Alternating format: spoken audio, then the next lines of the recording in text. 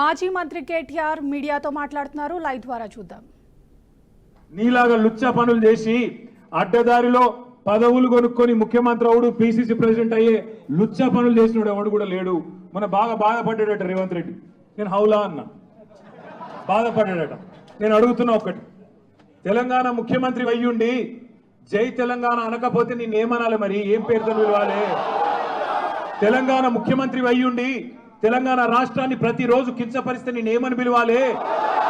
తెలంగాణ ముఖ్యమంత్రి అయ్యుండి తెలంగాణ రాష్ట్రాన్ని దివాలా తీసిన రాష్ట్రం అంటే ఏమనాలి? తెలంగాణ ముఖ్యమంత్రి అయ్యుండి ఢిల్లీకి పోతే నాకు అపాయింట్మెంట్ ఇస్తలేరు, దొంగను చూసినట్టు చూస్తున్నట్టు నేను ఏమనాలి?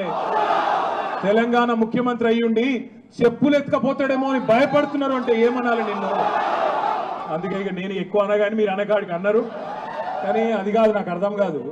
ఆడవాళ్ళు 9 గంటలు వాళ్ళు కూసబెట్టి మర్యాదలు చేసి వాళ్ళు పంపిస్తే మీరు 9 నిమిషాలని నాకు రక్తం వచ్చినట్టు చేసి మొత్తం కాటు బిస్కెట్ అక్కడ పిసుకుడేమో కానీ ఇక్కడ పిసుకుడు ఎక్కువైపోయింది.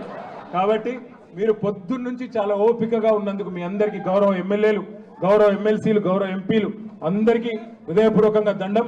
మీరు కూడా పేరు పేరున అందరికీ నమస్కారాలు. జై తెలంగాణ, జై తెలంగాణ, జై కేసీఆర్, జై కేటీఆర్.